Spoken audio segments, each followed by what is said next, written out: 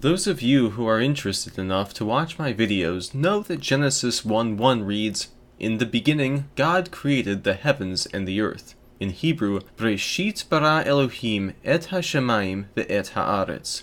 What you might not know is that Jewish translations treat this verse differently. ArtScroll translates the first 3 verses as, "In the beginning of God's creating the heavens and the earth, when the earth was astonishingly empty, with darkness upon the surface of the deep, and the divine presence hovered upon the surface of the waters, God said, 'Let there be light.' And there was light." ArtScroll translates this passage so that the first 2 verses describe the situation and nothing happens until verse 3. ArtScroll's justification is that "in the beginning God created" would indicate that the Torah is giving the sequence of creation, that God created the heavens, the earth, darkness, water, light, and so on.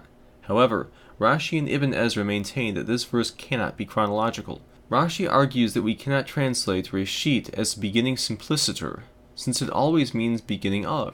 He cites Genesis 10:10, beginning of his kingdom, Jeremiah 26:1, beginning of the reign of Jehoiakim, and Deuteronomy 18:4, first of your grain. Hence, the Hebrew word bara, which is a verb, has to become a gerund in order for the verse to make sense. He justifies this with Hosea 1:2, which says, "When the Lord first spoke to Hosea, the Lord said to Hosea," which uses tihilat as a sort of "in the beginning of," and the verb diber as a gerund as well.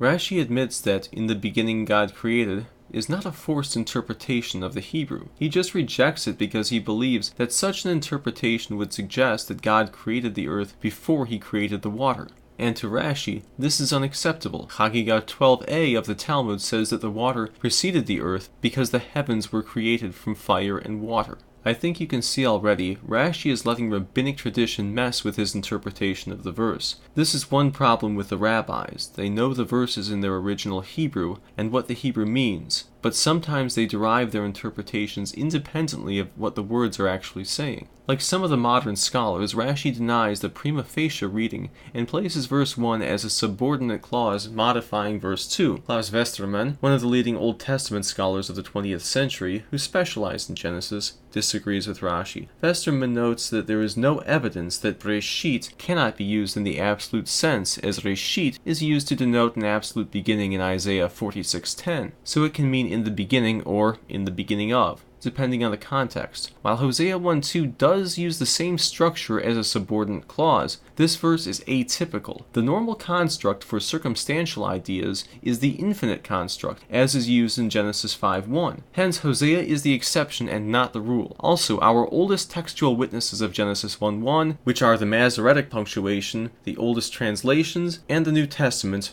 all took Genesis 1:1 as designating an absolute beginning. As Franz Delitzsch points out, not only does "the heavens and the earth" serve as an idiom to mean the whole universe, as the ancient Hebrew language has no word for universe, but the grammatical relation of verse 1 to verse 2 entails that one cannot be a mere heading, because the vav connects the 2 verses, indicating a relation of connection between God's primary and subsequent acts of creation. Computer analysis has also shown what scholars like Delitzsch noted, that whenever there is a vav plus a non-predicate plus a predicate, then the preceding clause furnishes either background or circumstantial information. Whenever the construction precedes a main verb, as it does in verse 2, then it is always background information that is given. Finally, the real nail in the coffin is the fact that the next verse, which begins with v'ha'aretz, begins with a vav, which always means and is used extensively in Genesis to signal the beginning of a new sentence. As ArtScroll notes, Rashi's interpretation forces the interpreter to translate the vav as when, even though it's not translated as such anywhere else. If translating Reshit as "in the beginning simpliciter" is problematic, then translating v'ha'aretz as "when the earth" is 1,000 times more problematic. When the text is allowed to speak for itself, it testifies strongly against Rashi's rabbinic eisegesis and in favor of the standard translation,